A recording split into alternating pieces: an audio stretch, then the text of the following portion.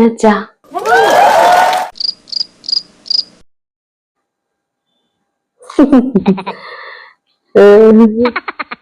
ওই একটু চা করে দে না। না না চা না, কফি, ব্ল্যাক, চিনি ছাড়া। আর একটু স্ট্রং করে, আর বেশি গরম করবি না। You know what I mean, baby.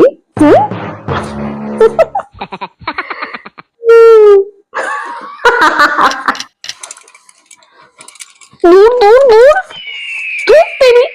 একটা ঠিকঠাক শাড়ি নেই আমার। এই যে শাড়িগুলো রয়েছে সেগুলো তো সবাই বিয়েতে দেখে নিয়েছে, এখন আমি কি পরবো?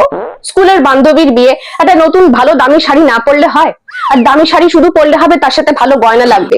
কবে থেকে তোমাকে বলছি একটু টাকা দাও টাকা দাও, একটু শপিং করবো। শোনো, অত যদি আমি জানতাম না তোমার পকেটের এই অবস্থা, হারগিস আমি তোমাকে বিয়ে করতাম না। জীবনটাকে মানে নরক বানিয়ে দিলে তুমি। আমি আজই বাবাকে ফোন করবো, আমি এক্ষুনি বাবাকে ফোন করবো। বাবা! কি? এই দেখ, আলমারি ভর্তি আমার কত কত শাড়ি, যে কোনো একটা কিছু আমি পরে নেবো, তুই প্লিজ এটা নিয়ে চাপ নিস না। আর একটা শাড়ি কি একবার পরলে আর পরা যায় না? সংবিধানে এটা কোথাও লেখা আছে?